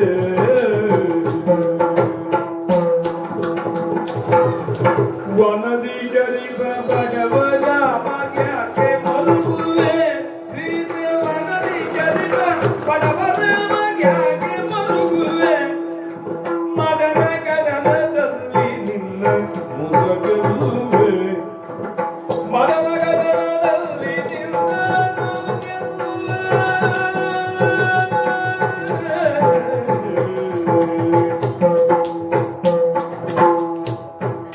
ಕನಕಲಂಕೆ ಗದಿಮ ನಾನು, ಕನಕಲಂಕೆ ಗದಿಮ ನಾನು ನಿನ್ನಗೆ ಸೋತೆ. ಇವನ ಮಾತನ್ನು ಕೇಳುವುದೇ ಕಷ್ಟವಾಗುತ್ತಿದೆ. ಕನಕಲಂಕೆ ಗದಿಪನಂತೆ 14 ಲೋಕಗಳು ನನ್ನ ಮಾತನ್ನು ಕೇಳುತ್ತವೆ. ಸೀತಾ, ನೀನು ನನಗೊಲಿದು ಬಾ. ಇದೋ ಇಡೀ ಲಂಕೆಯನ್ನು ನಿನ್ನ ಕಾಲ ತಳದಲ್ಲಿ ಹಾಕಿದ್ದೇನೆ. ಒಲಿಯಬಾರದೆ? ನಿನಗೆ ಸೋತಿದ್ದೇನೆ ಅಂತ. ರಾಮ ನನ್ನನ್ನು ಗೆದ್ದವನು, ಸೋತವನಲ್ಲ. ಆ ರಾಮ ಕಾಡಿನಲ್ಲಿ ಕಪಿಗಳ ಕೂಡಾಡಿಕೊಂಡಿಹ. ಅವನಲ್ಲಿ ಯಾಕೆ ಮೋಹ ಅಂತ ಕೇಳ್ತಾ ಇದ್ದಾನೆ. ಇವನ ಸಂಗಡ 1000 ಹೆಂಗಸರು ಬಂದಿದ್ದಾರೆ. ಎಲ್ಲ ಹೆಂಗಸರನ್ನು ನಿಲ್ಲಿಸಿಕೊಂಡೇ ನನ್ನಲ್ಲಿ ಪ್ರೇಮ ಭಿಕ್ಷೆ ಬೇಡುತ್ತಿದ್ದಾನೆ. ಮದನ ಕದನದಲ್ಲಿ ನಿನ್ನನ್ನು ಗೆಲ್ಲುತ್ತೇನೆ ಅಂತ. ಶೃಂಗಾರವೂ ಲಂಕೆಯಲ್ಲಿ ವಾಚ್ಯವೇ? ಅಯೋಧ್ಯೆಯಲ್ಲಿ ಎಲ್ಲವೂ ಸೂಚ್ಯ. ಇಷ್ಟು ಪಂಡಿತನಾದವನು, ತಪಸ್ವಿಯಾದವನು, ಸಂಗೀತವನ್ನು ಬಲ್ಲವನು, ಎಷ್ಟು ರಾವಣನ ಕುರಿತಾದಂತಹ ವರ್ಣನೆ. ಇಲ್ಲಿರುವ ಸಖಿಯರೆಲ್ಲ ಹೇಳುತ್ತಿದ್ದಾರೆ ರಾವಣ ದೊಡ್ಡವ ಎಂದು. ಆದರೆ ಶೀಲದಲ್ಲಿ ಇಷ್ಟು ಸಣ್ಣವನೇ ಇವನು. ಆ ಹೆಣ್ಣುಗಳೆಲ್ಲ ಇವನಿಗಾಗಿ ಪಾತ್ರೆಯಲ್ಲಿ ಆಭರಣಗಳನ್ನು ಹಿಡಿದು ತಂದಿದ್ದಾರೆ. ಸೀತಾ ಉಟ್ಟುಕೋ ಅಂತ ಹೇಳುವುದಕ್ಕೆ, ರಾವಣನಿಗೆ ಒಲಿ ಎನ್ನುವುದಕ್ಕೆ ಹೆಣ್ಣುಗಳು ಮನಸ್ಸು ಮಾಡುತ್ತಾರೆ. ಅಯ್ಯೋ, ಅವರ ಕಷ್ಟವೇ. ಎಲ್ಲ ಹೆಣ್ಣುಗಳಲ್ಲಿಯೂ ಹೀಗೆಯೇ ಒಮ್ಮೆ ಹೇಳಿದನೆ ಇವ, ನಾನು ನಿನಗೆ ಸೋತಿದ್ದೇನೆ ಎಂದು. ನನ್ನನ್ನು ಗೆದ್ದವನು ರಾಮ. ರಾಮನನ್ನು ಗೆಲ್ಲಲಾರದೆ ಕದ್ದು ತಂದವನು ಈಗ ನನ್ನೆದುರು ತನ್ನನ್ನು ಬಣ್ಣಿಸಿಕೊಳ್ಳುತ್ತಿದ್ದಾನೆ. ಇವನ ಕನಕ ಲಂಕೆ ನನಗೆ ಬೆಂಕಿಯಾಗಿದೆ. ಬಂಗಾರವನ್ನೇನೋ ನಾನು ಬಯಸಿದೆ, ಆದರೆ ಯಾವಾಗ ರಾಮ ಬಳಿಯಲ್ಲಿರುವಾಗ ಅದು ನನಗೆ ಆಭರಣವಾಗಿತ್ತು. ಬಂಗಾರ ಎಂದು ನನಗೆ ಆತ್ಮವಲ್ಲ, ಆಭರಣ ಮಾತ್ರ. ಆತ್ಮ ಶ್ರೀರಾಮನೇ, ಅದನ್ನು ತುಂಬಬಲ್ಲ ಸಾಮರ್ಥ್ಯ ಈ ರಾವಣನಿಗುಂಟೆ. ಏನು ತಿಳಿದೀಕೆವನಿಗೆ? ಒಪ್ಪಲಾರೆ ಎಂದು ಒಣ ಕಟ್ಟಿಯನ್ನು ಮುರಿದಿಟ್ಟು ಅದರೆದುರು ಮಾತಾಡಿದರೆ, ಹೆಣ್ಣೆ ನಿನ್ನ ಸೊಕ್ಕಿಗೆ ನಿನ್ನನ್ನು ತಿಂಗಳ ಅವಧಿಯನ್ನು ಕೊಟ್ಟಿದ್ದೇನೆ, ಒಲಿಯದಿದ್ದರೆ ನಿನ್ನನ್ನು ಕೊಲ್ಲುತ್ತೇನೆ ಅಂತ ಹೇಳ್ತಾ ಇದ್ದಾನೆ. ಹೋದನಲ್ಲ, ಪೀಡೆ ತೊಲಗಿತು. ಆದರೆ ರಾಮ ಎಲ್ಲಿಂದ ಬರಬೇಕು ನನ್ನನ್ನು ಹುಡುಕಿ? ಸಾಗರವನ್ನು ದಾಟುವುದಕ್ಕೆ ಪುಷ್ಪಕ ಉಂಟೆ ಅವನಲ್ಲಿ? ಹೇಗೆ ಬಂದ? ಯಾರು ಹೇಳಿ ಯಾರು ಸೀತೆ ಇಲ್ಲಿದ್ದಾಳೆ ಎಂದು? ಆದುದರಿಂದ ಇವನ ಕೈಯಲ್ಲಿ ಸಿಗುವುದಕ್ಕಿಂತ, ಇವನ ಖಡ್ಗಕ್ಕೆ ತಲೆ ಕೊಡುವುದಕ್ಕಿಂತ ನನ್ನ ಜಡೆ ಸಾಕು ನಾನು ಸಾಯುವುದಕ್ಕೆ. ಆತ್ಮಹತ್ಯೆ ಮಾಡಿಕೊಳ್ಳುತ್ತೇನೆ ಅಂತ ಮುಂದಾದರೆ ತ್ರಿಜಟೆ ಹೇಳುತ್ತಿದ್ದಾಳೆ, ಸರಮೆ ಹೇಳುತ್ತಿದ್ದಾಳೆ, ಬೇಡ ತಾಯಿ, ರಾಮ ಬಂದಾನು, ರಾವಣನನ್ನು ಕೊಂದಾನು, ನೀನು ಹೀಗೆ ಮಾಡಿಕೊಳ್ಳಬೇಡ. ಈ ತ್ರಿಜಟೆ ಎಂದೂ ರಾಮನನ್ನು ನೋಡಿಲ್ಲ, ಆದರೂ ಕನಸಿನಲ್ಲಿ ರಾಮ ಕಂಡನಂತೆ. ಇದಾವ ವಿಸ್ಮಯ! ಕಣ್ಣು ಮುಚ್ಚಿ ಕಿವಿ ಮುಚ್ಚಿ ಹೇಗೋ ಕುಳಿತುಕೊಂಡರೂ ಕಿವಿಯನ್ನು ಮುಚ್ಚುವುದಕ್ಕುಂಟೆ? ಅದು ರಾಮ ರಾಮ ರಾಮ ಎನ್ನುವ ಧ್ವನಿ ಕೇಳ್ತಾ ಇದೆ. ಇದು ಯಾವ ಕಪಟವಿದ್ದೀತು? ಕೇಳಬಾರದು, ನೋಡಬಾರದು. ರಾಮನ ಕತೆ ಹೇಳುತ್ತಿದ್ದಾನೆ. ಆದರೂ ತಡೆಯದೆ ಕಣ್ತೆರೆದರೆ ನನ್ನ ಎದುರಿನಲ್ಲಿ ಕಪಿಯೊಂದು ಬಂದು ನಿಂತಿದ್ದಾನೆ. ನಾನು ರಾಮನ ದಾಸ ಎಂದು ಹೇಳುತ್ತಿದ್ದಾನೆ. ಇವನು ಎಲ್ಲಿ ಸಿಕ್ಕ, ಹೇಗೆ ಸಿಕ್ಕ? ಕತೆ ಹೇಳುತ್ತಾನೆ ಇವನು. ಒಪ್ಪುವುದೇ? ಇವನು ಹೇಳಿದ ಯಾವ ಸಂಗತಿಯನ್ನು ಒಪ್ಪುವುದಕ್ಕಾಗುವುದಿಲ್ಲ. ನನ್ನ ಮೈಮೇಲಿನ ಚಿಹ್ನೆಗಳನ್ನು ಹೇಳುತ್ತಿದ್ದಾನೆ, ರಾಮನೊಡನೆ ಆಟವಾಡಿದ್ದನ್ನು ಹೇಳುತ್ತಿದ್ದಾನೆ. ಆದರೆ ರಾಮನಿಗೆ ಮಾತ್ರವೇ ಗೊತ್ತಿರುವ ಸಂಗತಿಗಳನ್ನು ಹೇಳಿದರು. ಒಪ್ಪಲಾರೆ, ಒಪ್ಪಲಾರೆ. ನನ್ನ ಮನಸ್ಸು ಯಾವುದರಲ್ಲಿಯೂ ನಂಬಿಕೆಯನ್ನು ಇಟ್ಟುಕೊಂಡಿಲ್ಲ, ಕಳೆದು ಹೋಗಿದೆ. ಈ ರಕ್ಕಸರ ನೆಲದಲ್ಲಿ ನಿಂತು ನಿನ್ನ ಮಾತನ್ನು ಒಪ್ಪುವುದಕ್ಕಾಗುವುದಿಲ್ಲ ಅಂತಂದಾಗ ನನ್ನ ಮಾತಿನಲ್ಲಿ ನಂಬಿಕೆ ಇಲ್ಲದಿದ್ದರೆ ಅಮ್ಮ ಅಂಗೈಯನ್ನು ಮುಂದಿಡಿ ಅಂತ ಕೇಳ್ತಾ ಇದ್ದಾನೆ. ಏನು ತಂದಿದ್ದಾನೆ ಇವನು? ಅಂಗನೇ ಕೀಳು, ಈ ಮಾತೆಲ್ಲ ಸುಳ್ಳಾದರೆ, ಈ ಮಾತೆಲ್ಲ ಸುಳ್ಳಾದರೆ, ಮಂಗಳ ಮಹಿಮ ರಾಮರ ಕಿರು ಬೆರಳಿಗಿಟ್ಟು ಗುರವುದೇ. ಮಂಗಳ ಮಹಿಮ ರಾಮರ ಕಿರು ಬೆರಳಿಗಿಟ್ಟ ಉಂಗುರಬಹುದೇ ನೋಡು ಅಪಾರ.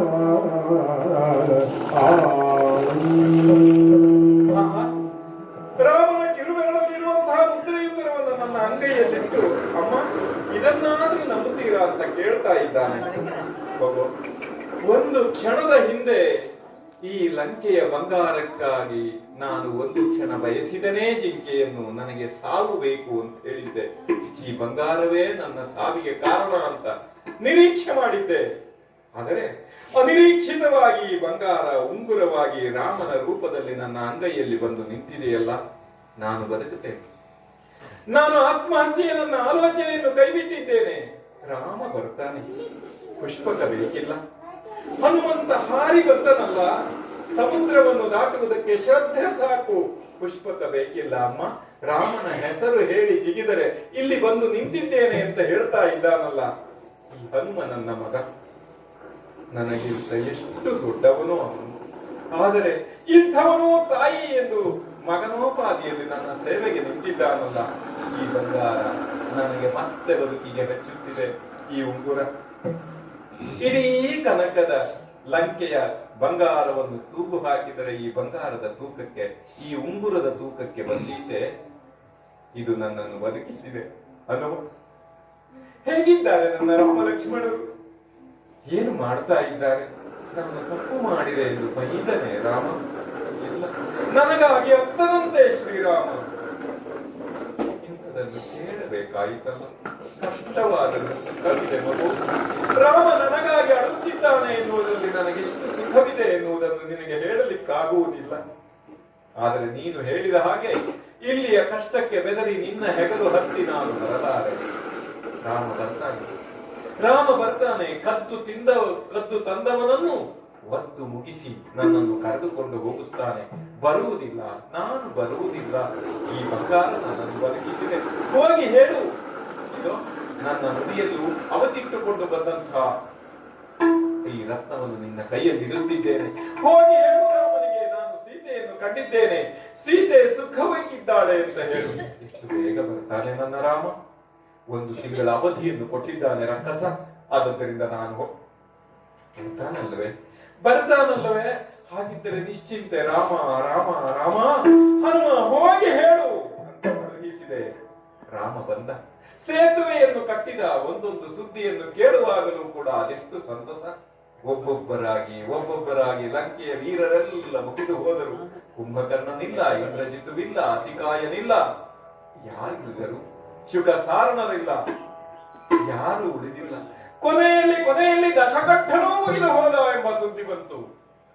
ಕರೆದುಕೊಂಡು ಹೋಗುವುದಕ್ಕೆ ವಿಭೀಷಣ ಬಂದು ನಿಂತ. ಅಮ್ಮ, ನೀವು ಬಂದಿಯಲ್ಲ ನಮ್ಮ ಅತಿಥಿ, ಹತ್ತಿ ಈ ಬಂಗಾರದ ರಥವನ್ನು ಅಂತ. ನಡೆದುಕೊಂಡು ಬರ್ತೇನೆ, ನನಗೆ ಆಭರಣ ಬೇಡ ಅಂತ ಹೇಳಿದೆ. ರಾಮನಿಗೆ ಸಿಟ್ಟು ಬರ್ತದೆ ಅಂತ ಹೇಳಿದಾಗ ಎಲ್ಲವನ್ನು ತೊಟ್ಟು ರಾಮನೆದುರು ಬಂದು ನಿಂತಾಗ ರಾಮನ ಕಣ್ಣು ಕೆಂಪಾಗಿತ್ತು.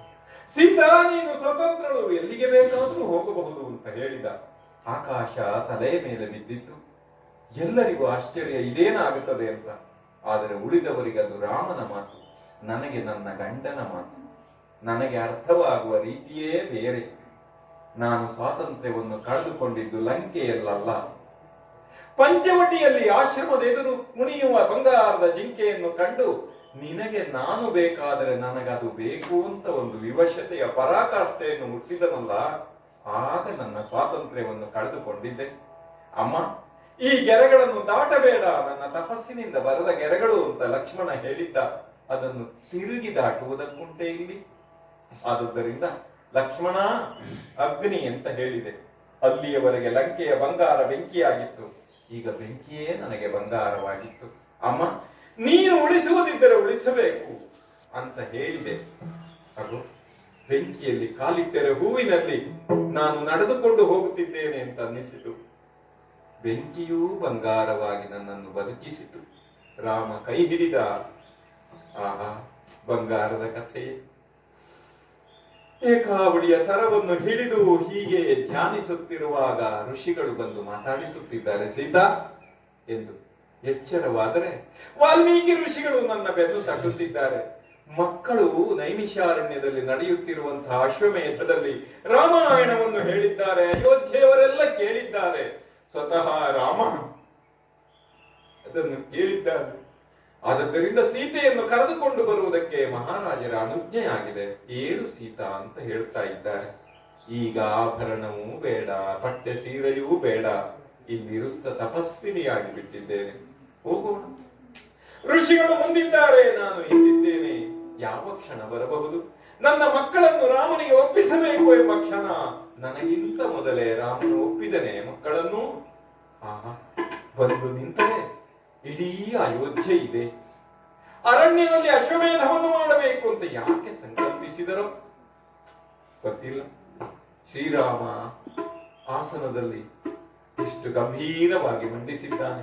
ಅಕ್ಕಪಕ್ಕದಲ್ಲಿ ನನ್ನ ಮಕ್ಕಳು ನಿಂತಿದ್ದಾರೆ. ಸ್ವೀಕರಿಸಿದೆ ಅಯೋಧ್ಯೆ ಲವಕುಶರನ್ನು. ನಾನು ಮಾತಾಡುವ ಹಾಗಿಲ್ಲ. ಕರೆದುಕೊಂಡು ಬಂದ ಋಷಿಗಳು ಹೇಳಲಿ ರಾಮನಿಗೆ. ಒಲಿದೆ ಪಡೆದಳು ತನು ಜನೇರ್ವರನು,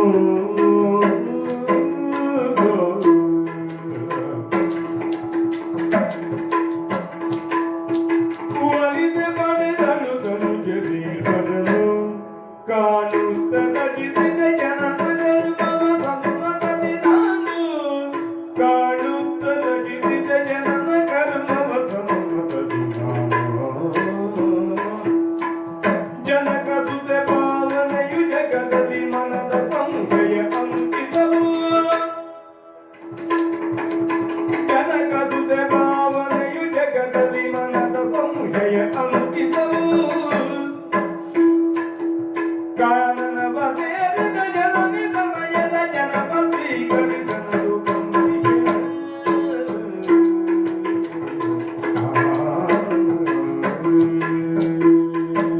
ರಾಮಾಯಣದ ಕವಿ ಮತ್ತೊಮ್ಮೆ ರಾಮನೆದುರು ಅಂದುಕೊಳ್ಳುತ್ತಿದ್ದಾನೆ. ಅಯೋಧ್ಯೆಯವರೆಲ್ಲ ರಾಮಾಯಣವನ್ನು ಕೇಳಿದ ಮೇಲೂ ವಾಲ್ಮೀಕಿಯ ಮಾತಿಗಾಗಿ ಕಾದರೆ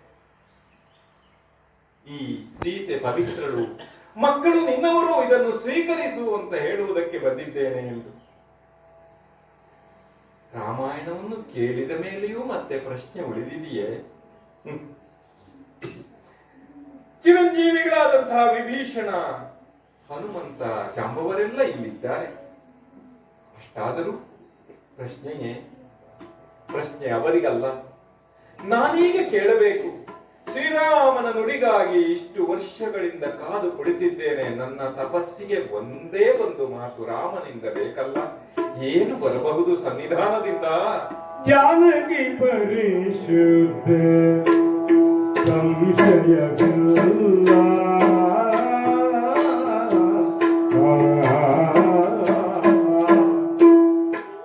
ಜಾನಕಿ ಪರಿಶುದ್ಧ ಸಂಶಯವಿಲ್ಲ.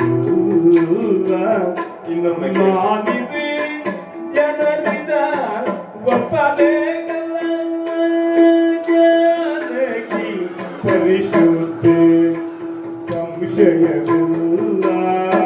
ಮತ್ತೆ ಮಾನಿಸಿ ಜನನಿದ ಒಪ್ಪಬೇಕಲ್ಲ. ಅದಕ್ಕೆ ಏನು ಮಾಡಬೇಕು? ಮಾನಿನಿ ಶಪಥ ಕೈದರೆ ಸಾಕು.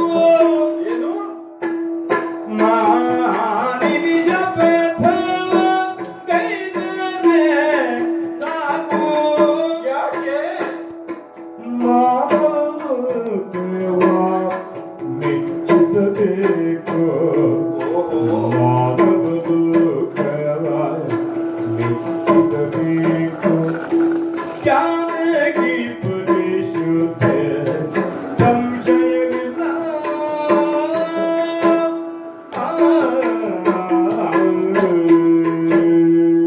ಆಹಾ ಆಹಾ, ನನ್ನ ತಪಸ್ಸು ಸಿದ್ಧಿಸಿತು.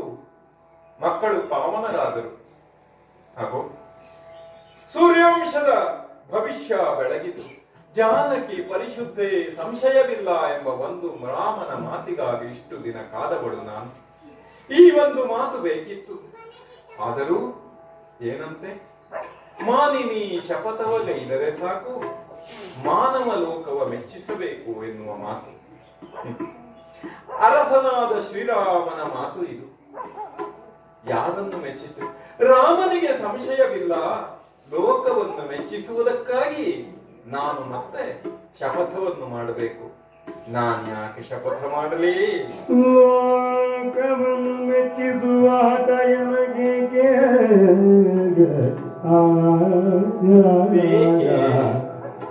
ಲೋಕವನ್ನು ಮೆಚ್ಚಿಸುವ ಹಠ ನನಗೆ ಅದು ಬೇಕೆ? ರಾಮನು ಮಾನಿಸಿದ ಮೇಲೆ, ರಾಮನು ಮಾನಿಸಿದ ಮೇಲೆ ಶಪಥವು ಕ್ಷಮೆಯ ಮೇಲಿಗೆ ಬದುಕಲಿ ಸಾಕು ಸಾಕು, ಬದುಕಲಿ ಸಾಕು ಸಾಕು. ಲೋಕವನ್ನು ಮೆಚ್ಚಿಸುವ ಹಠ ನನಗ್ಯಾಕೆ? ರಾಮನು ಮೆಚ್ಚಿ ಮಾನಿಸಿದ ಮೇಲೆ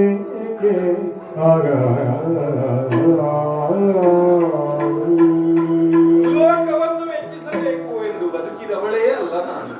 ರಾಮನು ಮೆಚ್ಚುತ್ತಾನೆಯೇ ಎನ್ನುವುದು ಕರೆದೊಂದು ಮಾತು ಕೇಳದೆ ಕಳುಹಿದನಲ್ಲ. ಹಾಗಿದ್ದರೆ ರಾಮನನ್ನು ಬಿಟ್ಟನೆ ಎನ್ನುವುದು ನನಗೀಗಲೂ ಪ್ರಶ್ನೆಯಾಗಿತ್ತು. ಉತ್ತರ ಸಿಕ್ಕಿತಲ್ಲ. ರಾಮನಿಗೆ ಸಂಶಯವಿಲ್ಲ. ಈ ಕ್ಷಣಕ್ಕೆ ಬದುಕು ಸಾಕು ಅಂತ ಅನ್ನಿಸುತ್ತದೆ. ರಾಮ ಹೇಳಿದ ಮಾತೇನು? ಅಯೋಧ್ಯೆಯವರಿಗೆ ನಾನು ಹೇಳಬೇಕು.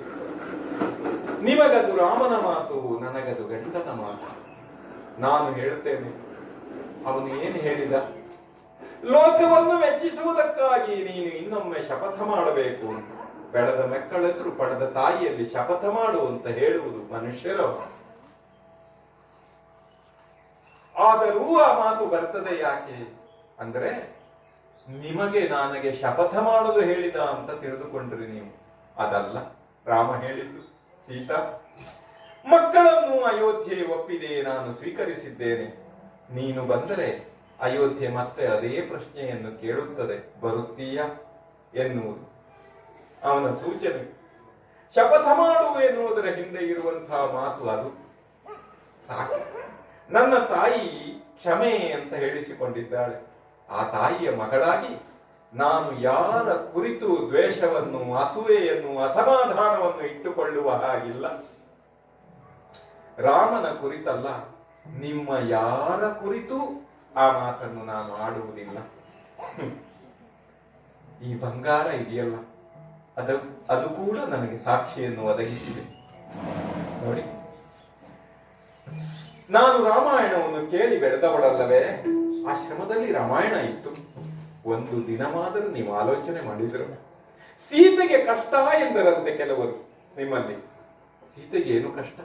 ಆಶ್ರಮದಲ್ಲಿ ಮಕ್ಕಳಿದ್ದರು, ರಾಮಾಯಣ ಇತ್ತು, ರಾಮ ಒಬ್ಬನೇ ಇದ್ದನಲ್ಲವೇ. ಆ ಸ್ಥಾನದಲ್ಲಿ ಇದ್ದುವಾಗ ಅವನು ಅರಸ, ಅಂತಃಪುರಕ್ಕೆ ಹೋದರೆ ಅನಾಥ. ಅವನ ಕುರಿತಾಗಿ ಒಂದು ಕ್ಷಣವೂ ನಿಮ್ಮ ಮನಸ್ಸು ಮಿಡಿಯಲಿಲ್ಲವೇ? ಸುಗ್ರೀವ ಯಾವುದೋ ಹೆಣ್ಣು ಮಗಳು ಆಭರಣವನ್ನು ಕಿತ್ತೆಸೆದಿದ್ದಾಳೆ, ಅದನ್ನು ತೋರಿಸಿದ್ದೇನೆ, ಇವಳದಾಗಿರಬಹುದೇ ಅಂತ ರಾಮನೆದುರು ಹಿಡಿದಾಗ ರಾಮ ಹೇಳಿದನಂತೆ, ಸೀತೆಯ ಆಭರಣವನ್ನು ನೋಡುವುದಕ್ಕೆ ನನ್ನ ಕಣ್ಣಲ್ಲಿ ನೀರು ಬರುತ್ತದೆ, ಗುರುತಿಸಲಾರೆ ತಮ್ಮ ಲಕ್ಷ್ಮಣ, ನೀನು ಇದನ್ನು ನೋಡು ಅಂತ ಹೇಳಿದಾಗ ಲಕ್ಷ್ಮಣ ಹೇಳಿದನಂತೆ, ನನಗೆ ನೂಪುರ ಮಾತ್ರ ಗುರುತು. ನಾಹಂ ಜಾನಾಮಿ ಕೇಯೂರೇ ನಾಹಂ ಜಾನಾಮಿ ಕುಂಡಲಂ. ನಿತ್ಯವೂ ಪದಾಭಿವಂದನ ಮಾಡುವಾಗ ಈ ನೂಪುರಗಳನ್ನು ಕಂಡಿದ್ದೇನೆ, ಇದು ನನ್ನ ಅತ್ತಿಗೆಯದ್ದು ಅಂತ ಹೇಳಿದನಂತೆ. ಅಂಥವನನ್ನು ನಾನು ಆಕ್ಷೇಪಿಸಿದ್ದೆ. ಬಾದಕ ನಿನ್ನ ಭಾವಗಳೇನಯ್ಯ, ರಾಮ ನಡಿದ ಮೇಲೆ ಎನ್ನ ನಾಡುವ ಆಸೆಯೇ ಅಂತ ಅವನನ್ನು ಕೇಳಿದ್ದೆ. ಆ ತಪ್ಪು ಮಾಡಿದವಳಿಗೆ ನಿಮ್ಮನ್ನು ಆಕ್ಷೇಪಿಸುವ ಹಕ್ಕುಂಟೆ ನನಗೆ. ಹಾಗಾಗಿ ನನ್ನ ತಪ್ಪಿಗೂ ಬಂಗಾರದ ಸಾಕ್ಷಿ ಇದೆ. ಆದರೆ ಅಷ್ಟೇ ಅಲ್ಲ, ನಾನು ರಾಮನ ಪಕ್ಕದಲ್ಲೇ ಬಂದು ಕೂಡಬೇಕು ಅಂತ ನಿರೀಕ್ಷೆ ಮಾಡುವುದು ಹೇಗೆ ಸಾಧ್ಯ? ಅಲ್ಲಿ ನೋಡಿ, ರಾಮನ ಪಕ್ಕದಲ್ಲಿ ಯಾರಿದ್ದಾರೆ? ನೋಡಿ ನೋಡಿ, ನಾನು ಮೂರ್ತಿಯಾದೆನಲ್ಲ. ಮೂರ್ತಿಯಾದೆನು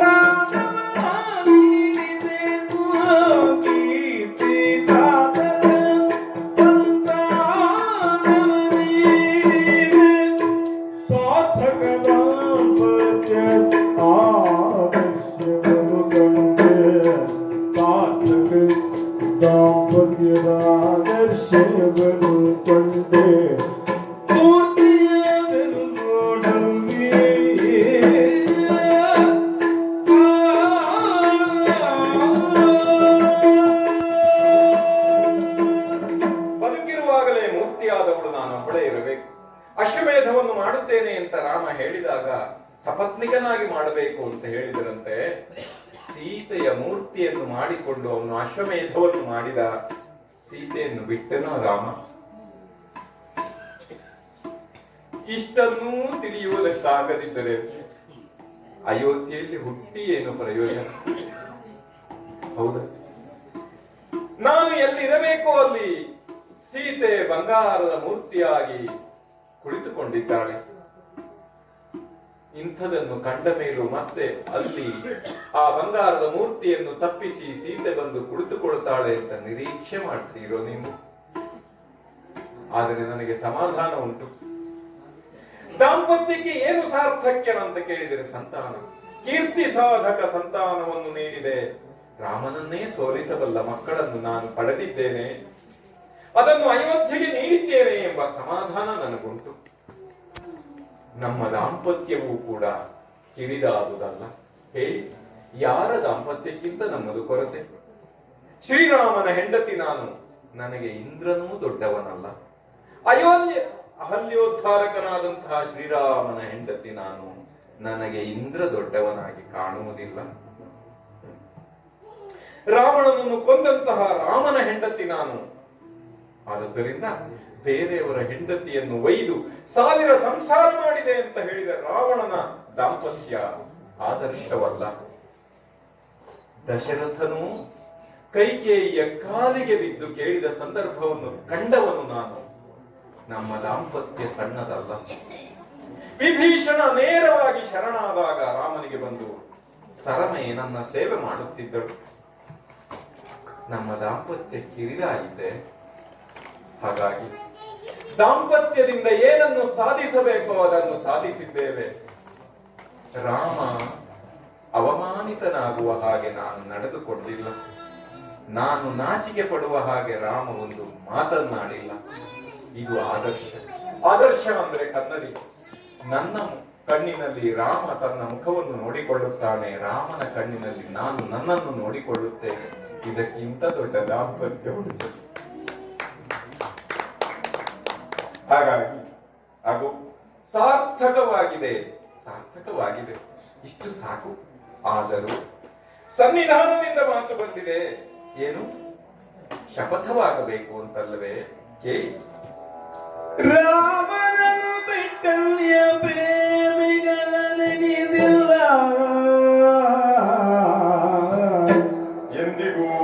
ರಾಮನನ್ನು ಬಿಟ್ಟಲ್ಯ ಪ್ರೇಮಿಗಳ ನೆನೆಸಿಲ್ಲ. ರಾಮ ರಾಮ ರಾಮೆನುವುದೇ ಶ್ಯಾಮೆಯಂತ ಕರಣ. ರಾಮ ರಾಮ ರಾಮ ರಾಮ ರಾಮೆನುವುದೇ ಶ್ಯಾಮೆಯಂತ ಕರಣ. ರಾಮ ಈ ಮಾತು ದಿಟವಿರದು ಗೋವಿನಿಯ ಮೈದಾರಿ ಪ್ರೇಮದಿವು ಕರೆದು ಇವಳು.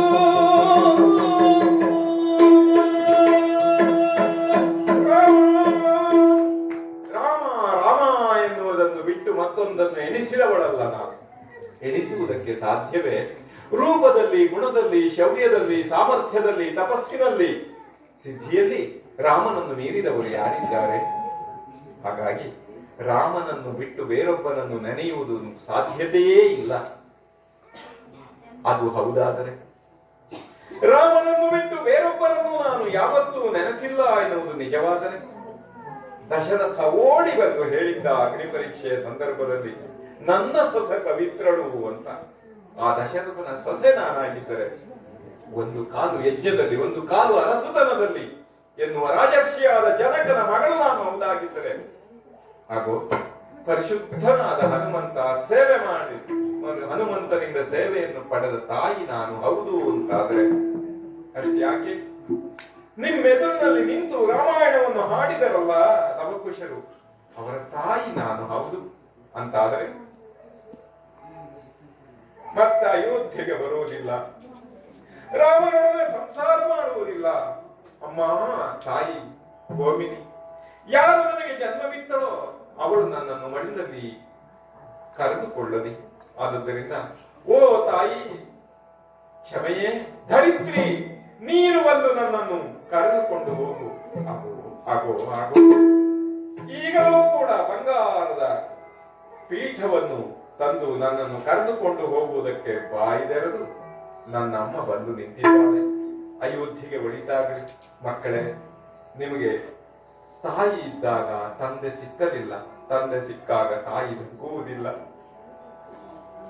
ಅಯೋಧ್ಯೆಯವರಿಗೆ ಹೇಳಬೇಕು, ನನ್ನ ಮಕ್ಕಳ ವನವಾಸ ಮುಗಿದಿದೆ, ಮತ್ತೆ ಕಳಿಸುವ ಆಲೋಚನೆ ಮಾಡಬೇಡಿ. ಅಯೋಧ್ಯೆಗೆ ಜಯವಾಗಲಿ, ರಾಮನಿಗೆ ಜಯವಾಗಲಿ.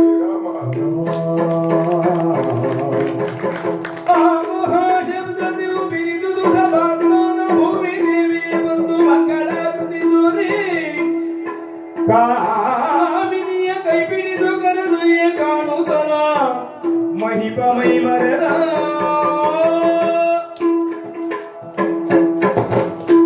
ರಾಮರಾಮೆಂದವನು ಸ್ವರ್ಗದ ಕಾಮಿನಿ ಜನಗೊಡೆಯನು, ರಘುರಾಮ ರಾಮೆಂದವನು ತಾನೆಯ ಭುಜವನಹನು, ರಾಮಚರಿತಾರ್ಥವನ್ನು ಕೇಳಿದವ ರಾಮ ದಾರಿ ರಾಮನಾಮದ ಮಹಿಮೆ ಬಣ್ಣಿಪಡ ಹರಿದೆಂಬೆ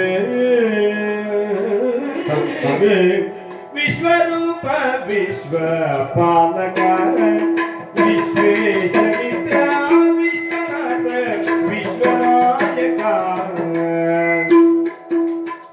ಕಾಶ್ಯಪಾತಿ ಮೌನ ವಿನುತ ಶಾಶ್ವತ ನಿಜ ಮುಕ್ತಿದಾನ ವಿಶ್ವಂಬರನೇ ಶರಣು ಜನರ ವಂಚನಾಗಿ ಬಲರೂಪ ರಾಮಚಂದ್ರ ಸಲಹು ಜನರು ರಾಮಚಂದ್ರ ಸಲಹು ಜನರು ಶ್ರೀ ರಾಘವೇಂದ್ರ ರಾಮಚಂದ್ರ ಸಲಹು ಜನರು.